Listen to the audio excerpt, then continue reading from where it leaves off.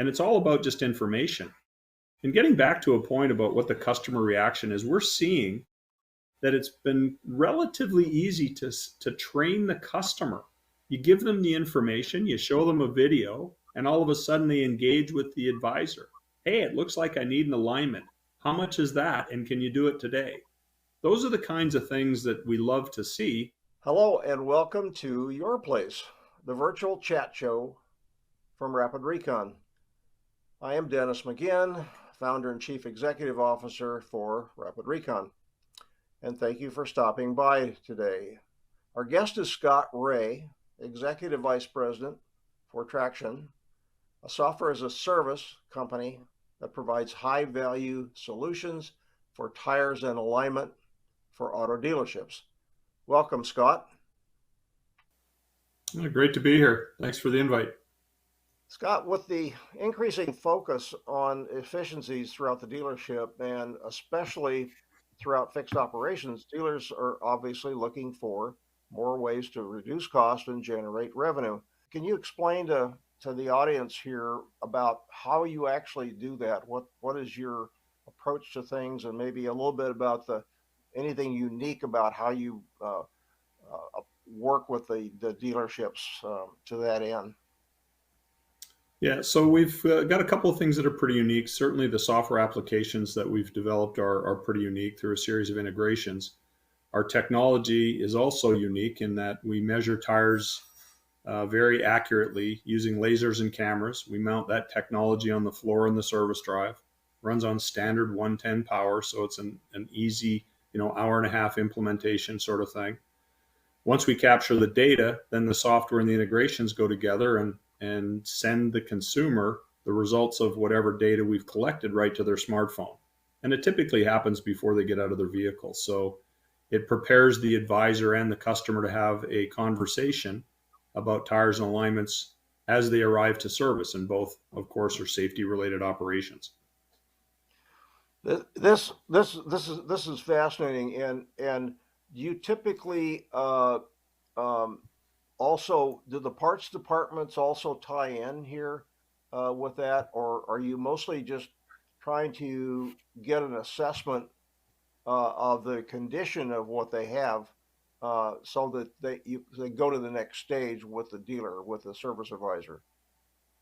So we try to identify every opportunity. So as the car pulls in, we capture the information. If tires are needed, that's certainly when the parts department has a role to play. If their inventory, has the appropriate parts at that time, obviously they can be sourced immediately for, replacement. But they also have integrations built into the other wholesalers like Tire Rack, for example, or Dealer Tire, who are pretty dominant players in providing parts as the wholesale tools for most dealers. Okay. I think you've got a way to communicate directly with the customer as well. So I think how do you capture that and kind of get their permission to give them that information so that they've got, I assume that you're trying to get them the same information that the service advisor has, so they can have an intelligent conversation about the how things are they're wearing on the safety side. Yeah, so the connections and integrations work as follows. We take a picture of the license plate. We use optical character recognition to integrate that data into a DMV database. Okay. When the plate and the VIN are associated when the vehicle's registered, we send in the plate, we get the VIN back.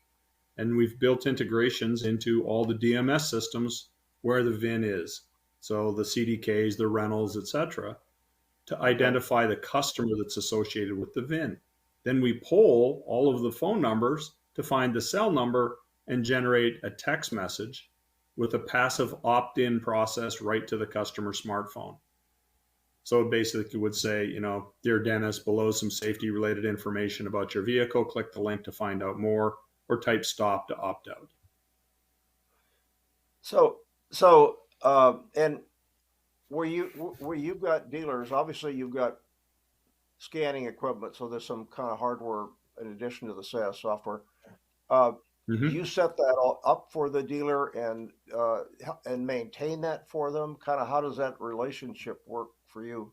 Yeah, so the SaaS model that we've migrated to was really a result of looking at the marketplace and some of the competitors who have pretty massive capex. Some competitors are $100,000 plus per service drive lane, plus installation, plus 220 power, plus plus plus.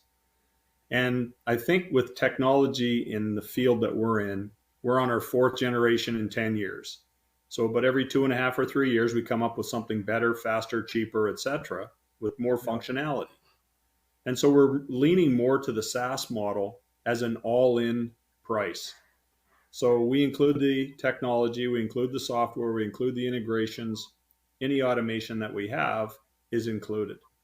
Not dissimilar from the cell phone industry, the direction that they went. We sign up for T-Mobile, they give you a phone, you sign up for a data plan, and at the end of that plan, you can switch to Verizon, get a new phone and a new plan, or stay with T-Mobile. That's sort of the similar model that we have. So there's no capex. We ship and install the technology is just part of the program, and then the software and the integrations take over from there. So it's a subscription model essentially. Is that right? And Yeah, and do absolutely. so. Is there usually a term involved then with? I mean, are your customers committing for a certain period of time? Um, uh, Yes. in So order, a obviously, typical obviously, when you've got equipment, it doesn't get paid for in 1 month. it does not typically, but we sign them up for a 2-year agreement generally, and then at the end of 2 years, they've got a bunch of options. They're not stuck into a 5 or 10 year depreciation schedule, and they can stay with us. They can upgrade to what we have at the time. They can switch to a competitor. Okay.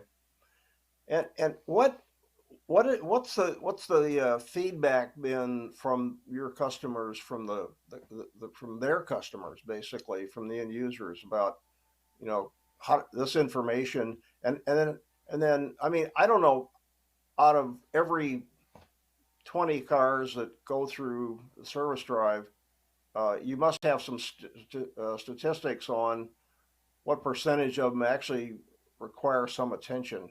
That would be an interesting number. So we've now scanned 45 million vehicles in the last 10 years. No database exists anywhere like it. There's some really interesting and some real terrifying data in there, as you can imagine. Yeah. So 37% of all those vehicles need an alignment. So that's a pretty much an industry statistic that you can go by. So 1,000 repair orders, you could do 370 alignments. And 13% of those tires needed replacement. The scary data, which people don't sort of think about, but if they ran a report on their DMS, they would find pretty similar results, is the average age of a car going to a dealership service department is less than 5 years old. And yet the average age of a car on the road is nearly 12. So that Yep. delta, you know, is really indicative of the massive defection away from the dealership for retail service work. And that's the need for the whole strategy around capturing more of the tire business, even if they gave the tire away at no margin. I mean, I'm a consumer as well, so I totally understand that. What are the what are the ways that you've seen that are effective for your customers, the dealers, to kind of keep the customer coming back and holding some of that otherwise would go to a third party um, revenue for tires and alignment? Yeah, so there's a couple of things there. Certainly with tires, all the data points to the first person to recommend tires wins the business. That assumes a couple of things: that you're properly priced, and because of price match guarantee, pricing typically isn't an issue. It's more the convenience factor. So those two things, price and convenience, really will allow the guy to win the tire business. And sourcing, stocking, being able to predict the right tires to stock, those are sorts of things that dealers need to focus on to make sure they're convenient. Lots of guys use, and I'm in Texas, the big players discount tire, and they've mastered selling tires, right? They sell $5 billion worth of tires a year. They're very profitable. But the first person to recommend tires is the guy that gets the work. So if you can identify it and train the advisors and even work with their compensation plans so they're not punished for low gross items, that you can sell a lot of tires that you don't today. Huh. Alignments, are far less strategic. They just generate a ton of gross profit if they're properly priced and you have the right technicians doing the work. You must train the technicians, well, train the advisors, and then maybe the technicians, right, on how to communicate the bridge from here are the indicators of the wear on the tire and the fact that there's an alignment issue, to get the customer's attention, if you will. So that's a big part of it, actually, in terms of scripting how you present the information. For a long time, the sales presentations and service have been, hey, you need a couple of tires, it's $400, can we go ahead? And that's typically not the way people want to be sold. You need to understand why tire replacement's important. The whole contact patch of the tire, tread depth and stopping distance, the ability to shed water. What's the best tire for my car? And arguably it's the one that came on it from the OEM, the one that was engineered into the suspension of the vehicle, and a variety of reasons for road noise and mileage and performance and handling and those sorts of things. So it's as much an education piece, and that's one of the benefits of having a tool like ours, because right in the palm of the customer's hand, they have a computer. The smartphone's pretty good. So we've built, additional web video content to just educate the customer in the event the advisor needs the help. You click on the icon and up comes a short video to explain what's the real value of doing an alignment, right? It's a safety item, number one. It reduces the friction on the tire so you get more miles of life on the tire, and it improves your fuel economy. Those are sort of the top three reasons to do an alignment. And once people understand that, it makes it easier for them to say, yeah, let's go ahead for the 119 or $199 or whatever the dealer's charging for alignments. Sure. And I assume that, the best case is the customer finds out something that they don't know. In other words, hey, there is a problem here.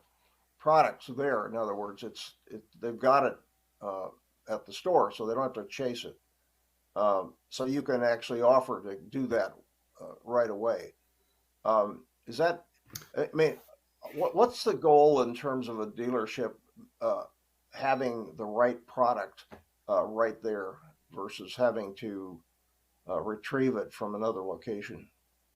So, in terms of tires, one of the things we find is that you've got sort of this rolling distribution and dispatch of the work, and very few people are coming into a dealership to get tires installed like they would to pull into Goodyear or Pep Boys or Costco or one of Yep. the other tire replacement shops. And so inventory is important for sure. And if you sort of focus on the top 8 or 9 SKUs that is typical for, let's say you're a Toyota dealer, you're going to sell a lot of tires to the Camrys and the, et cetera, the Corollas. But they also have pretty good sourcing with Dealer Tire, which can drop ship tires a couple times a day, or certainly other wholesalers in their market. So the inventory side obviously is really important, mostly for waiting customers. But you diagnose a car at 8 o'clock in the morning, it doesn't get dispatched until 1 in the afternoon. It does give you time to get the inventory sourced to replace the tires.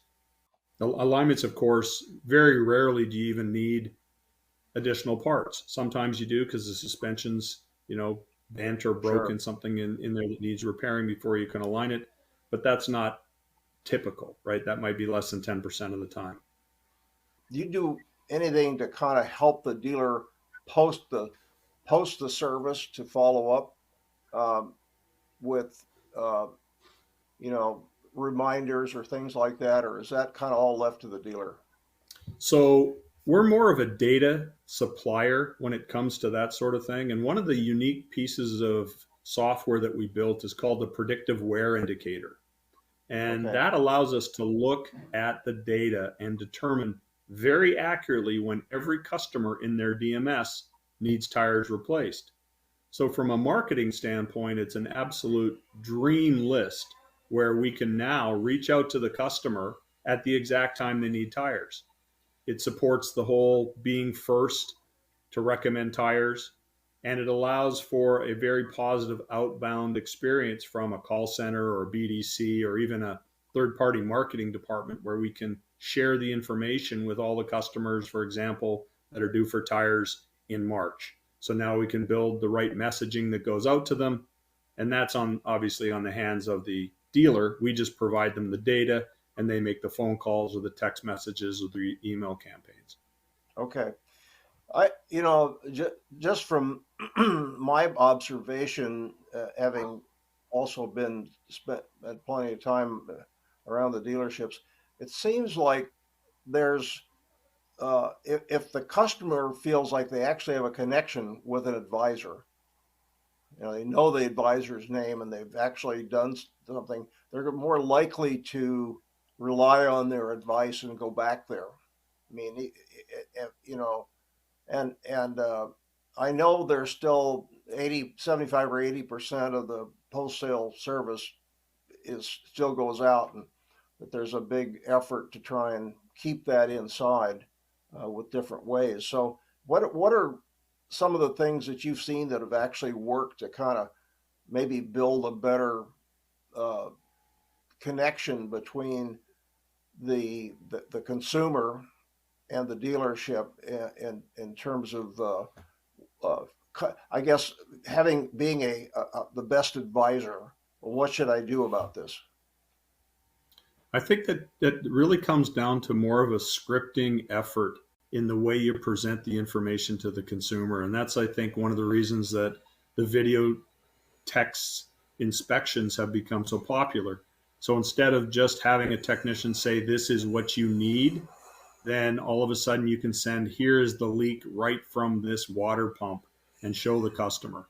Similarly with us, we want to train the advisor, which we do, and continually coach them month after month with the right presentation methodology. So we don't want to just try to sell the customer, hey, this is an advice, right? So if you have, for example, an alignment requirement and your tires are green at this point, it's the best time to do an alignment. And here's Yeah. why. Because you can save 10 or 15 or 20,000 miles of wear on those tires by doing the alignment. We don't want you coming back in another month and saying, why are my tires needing replacement with 20,000 miles on them?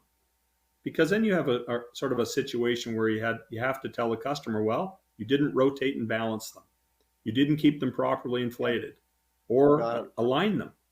And then the customer says, well, why didn't you tell me? So I think it's a lot about transparency. People don't typically understand these things. You know, if you try to explain an alignment with toe or camber or caster, all that stuff goes over most people's heads. And in Sure. fact, most advisors can't properly explain it anyway. So, you know, you can easily show a customer with an eraser on your desk and just rub it on the desk and say, this is what's happening to your tire. And so there's visual things that we've also digitized in our tool to explain those kinds of things. And it's all about just information. And getting back to a point about what the customer reaction is, we're seeing that it's been relatively easy to train the customer. You give them the information, you show them a video, and all of a sudden they engage with the advisor. Hey, it looks like I need an alignment. How much is that? And can you do it today? Those are the kinds of things that we love to see. And if you talk to our customers, they'll say that their end users are asking for work. Wow. Is that does that happen while the consumer's still there? I mean, is it that quick? Quick? For How do you sure. serve that up? And it also happens when the customer drops their vehicle off. So let's say the porter pulls it in, and now we've captured the data. The customer's sitting at their office or at home. Now they've got a text message on their phone, and they call the advisor and say, hey, this is red. That can't be good. What does this mean? And then they have a Yeah. conversation and hopefully close the work. And is that usually feed into a condition report or something that is, or is it usually just highlight the things that are red so the customer doesn't have to choose amongst a number of possible things that are heads up? So, obviously tires forever have been sort of three colors. They're green if they're above a certain threshold in 30 seconds. They're yellow if they're between certain bands, and then they're red once they hit, say, 330 seconds, which is typically defined as an unsafe tire. And once it hits two, then it's down to the wear bar and it's now in a dangerous condition. So we color code all of the reports just to let the customer know. Obviously, first time in, they're likely going to be all green and things are fine. And over time, you can't avoid tire wear. You just can't. They're soft compound. They wear out. They'll go yellow, and we've even added another color, orange, as sort of a little bit of an alert to the consumer that, hey, you're just about red and now Okay. red. So then once they hit the red, if you've had two or three or four conversations with the consumer over the last few years, this shouldn't be any surprise. I've told you, I've told you, I've told you. Now it's time. Let's take care of these tires. And that sort of has likely built up a series of trust engagements over time where they say, oh, yeah, the guy's been looking at my tires. He's been looking at my tires. He told me, now it's time. Okay. So you've added orange as the between green and red. Uh, is that so? You've got these kind of three levels of people, so they could move. They could say, "I see this is going to be a problem. I should go ahead and deal with it now." Is that the idea? Exactly. And orange is sort of a combination between the two primary colors. It was sort of a play on words. Most people don't think about an orange tire, but with the elongation, right, of the intervals between oil changes, it used to be, and I'm an old guy now, every 3,000 miles, and my dad drilled it into my head, go change your oil, Scott. And I did. And I change it pretty regularly, even with synthetic. But now you can go until the oil light comes on, and it could be 10, 12, 15,000 miles later in your vehicle. Well, that's a lot of tire wear. 15,000 miles on the typical tire is 330 seconds. So if you came in with six and now it's 15,000 miles later, you could be in a red condition. So we've added that extra color to try to pull some of that work forward because we know the customer's not coming back. And if someone else recommends tires, he's gone, he's defected. So Yeah. we're just trying to think sort of differently about how to retain more customers because tires are very strategic and dealers have to grab onto this concept and we give them the tools and the data to manage it to the best level that they can. There's no hiding, right? If we give them the information, if they don't do anything with it, that's on them. Okay. Got it. Well, this is really fascinating. I mean, what's the most significant thing that you've seen in terms of your company's ability to kind of progress forward and kind of help with this? I mean, problem of keeping more customers inside their ecosystem. So we've been doing this a long time, and very early on, the only way for us to communicate information was to print a static PDF. And that relied heavily on a couple of factors. One was, is there toner and paper in your printer? Number one, because oftentimes it runs out. Crazy enough, but that's reality. And then it relied on the advisor to actually have the time to go to the printer and grab the paper and hand it to the consumer, have a discussion. Some customers adopted this and ran with it and did very well. Oftentimes, the paper would stack up on the printer and the customer would never get the information. So, Okay. probably the most important thing we've done in the last few years is make the effort to build integrations into the DMS system so that we can identify the customer that's associated with the car, find their cell number, which everybody seems to have these days. A few still don't, but not many. And then Sure. have that information delivered directly to the consumer. And that's probably the biggest thing that's happened in the last couple of years with our company and in this industry. And the results in many cases have just been staggering. I've been doing this now for 35 years, going back to the days at Nugent in Canada.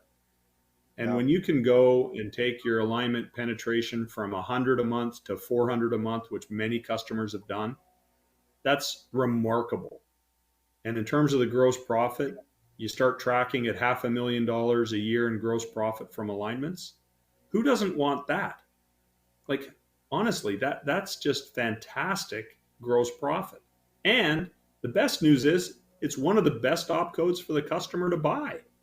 Makes their car safer, saves the tire, and saves fuel. What more could you ask for 100 or 200 bucks? Oh, that's very cool.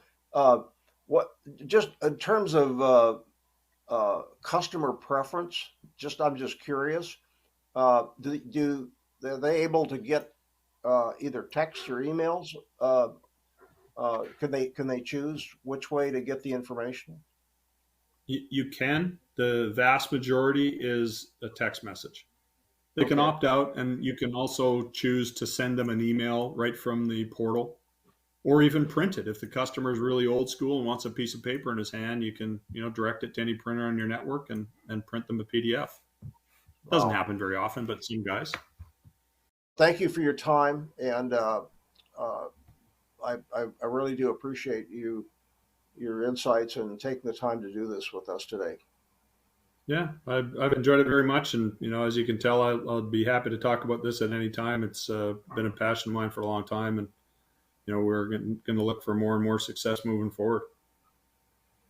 Oh, awesome. Well, you have a great week, have a great day, and we will be talking to you as this whole business evolves because it just keeps changing and keep finding more ways to, help the dealers do more with less. So, all right. Thank you, Scott. Appreciate your time.